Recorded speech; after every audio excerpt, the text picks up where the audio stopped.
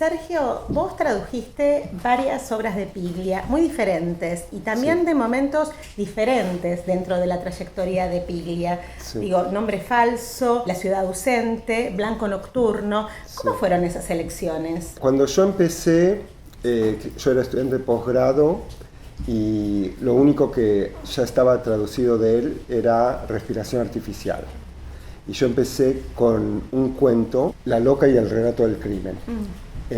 Y empecé de iniciativa propia mía, hice la traducción de ese cuento, conseguí publicarla en una revista en Estados Unidos, se la mandé a Ricardo, le pedí permiso y eso fue mediados de los 90. Y me contestó que le gustaba esa primera traducción, le gustó el hecho que yo había tomado la iniciativa. Entonces yo le pregunté, le dije que me interesaba traducir un libro de él. Planteaba o Nombre falso o Prisión perpetua porque ese cuento estaba en esos dos libros. Y él dijo Nombre falso y Nombre falso fue el primer libro que yo traduje, no solamente de él, sino el primer libro que yo traduje. Entonces para mí fue una experiencia impresionante como formación, no solamente de traductor, sino como lector. Encontré editorial en Estados Unidos, seguí escribiéndome con él y después le propuse La ciudad ausente y también me dijo que sí con La ciudad ausente y en ese momento viajé a la Argentina y lo conocí y a partir de ese momento empecé a verlo más seguido y mis comunicaciones con él empezaron a ser no solamente algunas de estas correspondencias que en un momento pasaron de fax a correo electrónico, sino también a conversaciones grabadas en torno a la traducción. Blanco nocturno, bastante después, y para ese momento, bueno, como decís vos, hubo una evolución en su escritura, también hubo cambios en la industria editorial, y cada uno de sus libros, como sabemos, es diferente. Y esas charlas que vos tuviste con él a lo largo de los años, con soportes tan diferentes, ¿de alguna manera influyeron, digamos, en tus decisiones como traductor? ¿Cómo lo ves eso? Sí, o sea, las conversaciones esas fueron súper importantes de varias diferentes maneras. Primero, para algunas cuestiones de traducción muy puntuales. En primer lugar, él fue muy generoso, y entiendo que no solamente conmigo, para nada, y tenía como, si bien no siempre tenía mucho tiempo, tenía muchísima paciencia. Entonces yo le hacía como todo tipo de preguntas, él contestaba, las respuestas eran fascinantes y como informaron.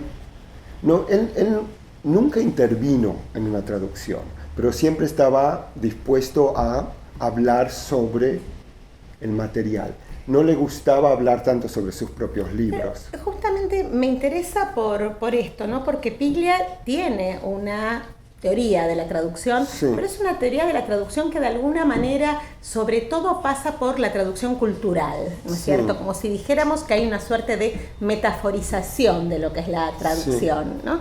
Y bueno, en este caso entiendo que eran conversaciones sobre todo vinculadas con, bueno, la traducción de los propios textos de él que hacías vos, ¿no? Entonces ahí, ¿cómo ves esa relación entre su idea de la traducción y lo que vos llevabas adelante? ¿De algún modo eso implicó una responsabilidad o una carga? Él no intervenía y él más bien lo que hacía era como ayudaba a abrir los nudos de los textos. Entonces, algunas cosas yo quería asegurarme de no equivocarme, poner con referencias históricas o nombres políticos, donde quería no equivocarme con respecto a los contextos históricos o políticos. Yo me iba muchas veces con lista de libros para leer. Entonces, de ese punto de vista, él funcionaba un poco como maestro que él era. Claro, porque además la literatura de Piglia está hecha de citas, ¿no? Atravesada por citas de diferentes tradiciones, de diferentes traducciones, justamente. ¿Cómo hacer para que se mantenga ese efecto que tienen todas esos cruces, digamos, de citas? Cuando uno lo lee en español o en castellano, ¿cómo mantener lo mismo en la traducción al inglés? Cuando justamente gran parte de esa tradición citada es precisamente la tradición sajona. Una de las conversaciones fue Nombre falso. ¿Qué hacer con las referencias a Roberto Arlt y cómo traducir el cuento Luba? Él lo escribe recreando el estilo de Roberto Arlt, que para un lector que conoce a Art, o un lector rioplatense reconoce ciertos elementos, que es una atribución falsa a Roberto Arlt, pero que no es de verdad un cuento de Roberto Arlt, y que todo ese juego con la autoría y los nombres falsos y la atribución errónea se pierde al inglés, porque Roberto Arlt no existe en inglés y no existe en la tradición norteamericana.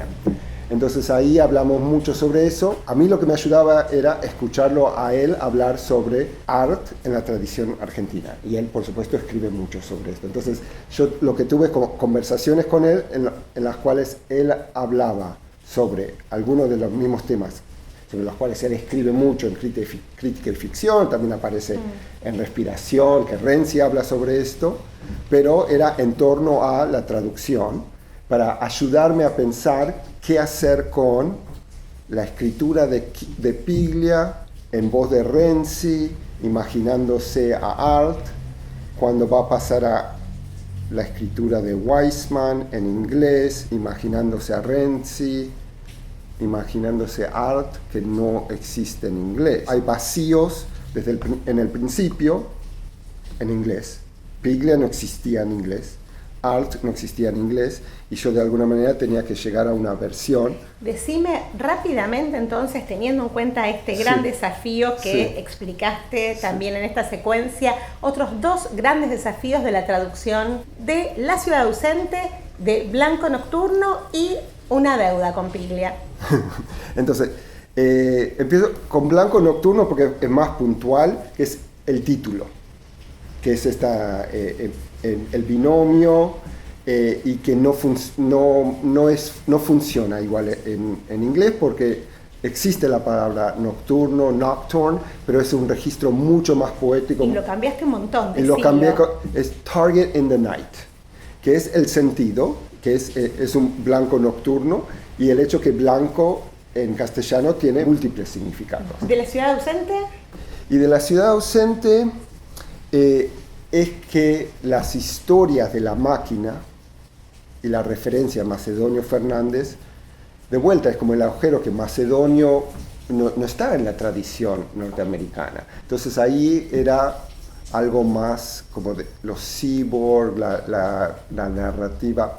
De La ciudad ausente era que las historias de la máquina tenían que ser historias cyborg, narrativas de una máquina, de Piglia, Weisman. Decime la deuda ahora. La deuda sería hacer algo con los diarios de Renzi, lo que salió publicado, y los diarios de Ricardo Piglia, lo que él dejó a Princeton.